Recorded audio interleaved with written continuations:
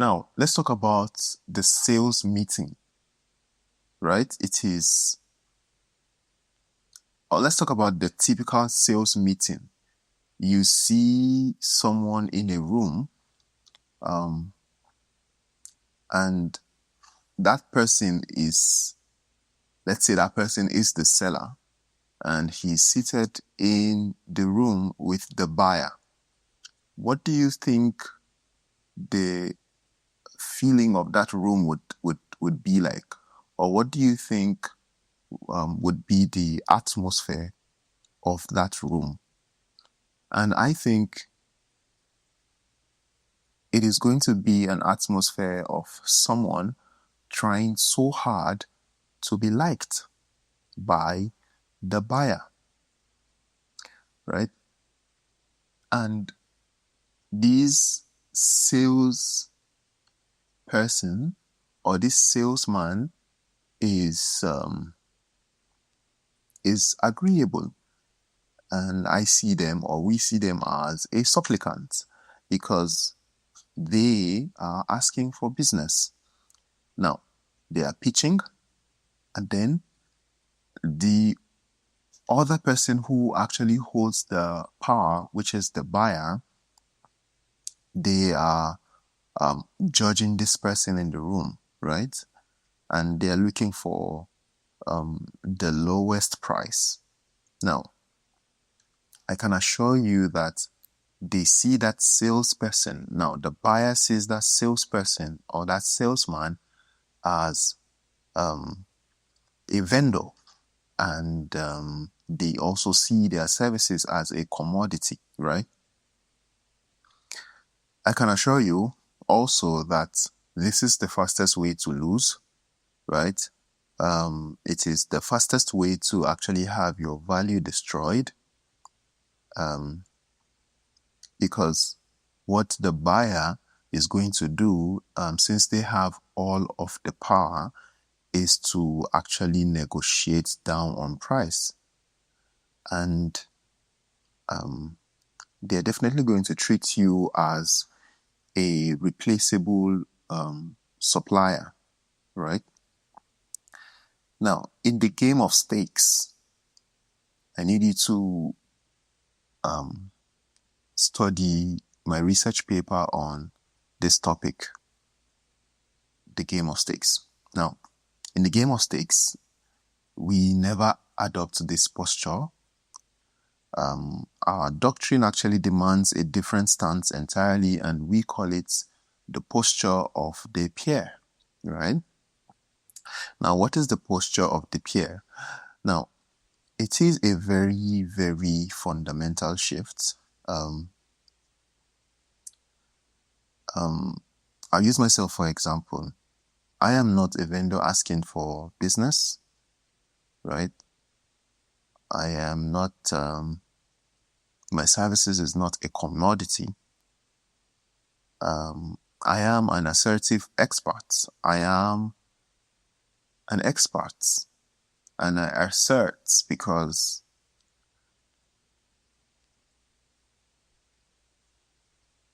I know I can solve your problem, right? So I do not need to solicit your business. A lawyer does not solicit business from clients, right? When you see a lawyer, you know you do need a lawyer.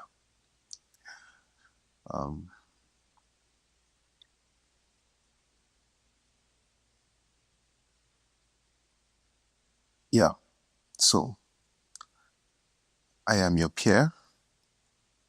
I am here to diagnose a high stakes problem.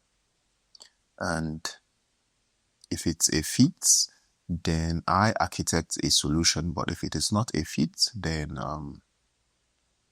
if we are not a fit, then I believe I may need to recommend you to another strategist, right? And I know I gave an analogy of a lawyer that they don't solicit business, right? But I wanted to think about the posture of a master surgeon.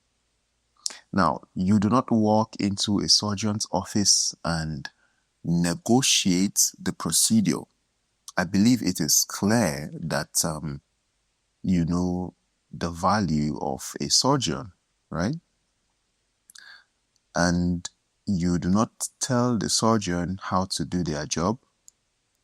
You listen to their diagnosis, you trust their expertise, and you are peers. You become partners, right? You are aligned on a single goal, solving the problem, right? Now, that is the posture. That is the posture of the peer, right? Now, we are not here to be liked. I am not here to be liked by you or any other person, right? We are here to be respected. I am here to be respected, and we are not here to take orders. We are here to provide the strategic destination, and really we do not negotiate, right? We prescribe the correct and only solution to you, and we are only aligning, and we're only aligning on solving the problem that you really need to be solved. So we do not negotiate. We're not here to be liked. We're not here to be. We're not here to take orders. We are here to be respected as cinematic strategists. Now, the council, which is the C-suites, the investor, the diplomats, honestly, they do not respect sellers, people who try to sell to them, right? They are surrounded by a lot of sellers. They are surrounded by a lot of yes men. But I can tell you for a fact that they respect only peers. They respect only partners. So when you, as the cinematic strategist, when you adopt the posture of the peer, everything changes. Price is no longer the conversation. The conversation becomes about value, and even when you send in a proposal, you're only aligning on the conversation that you've had, and then the proposal is meant to be an agreement and then come to a final decision, just so everything becomes formal and written on paper. So when you adopt this posture, everything changes and price no longer becomes the conversation. The conversation is centered around value, and then the whole idea of selling actually stops, and commanding respect actually begins. So if you are a cinematic strategist, you want to be respected. You ought to be respected. You ought to seek respect and not be liked.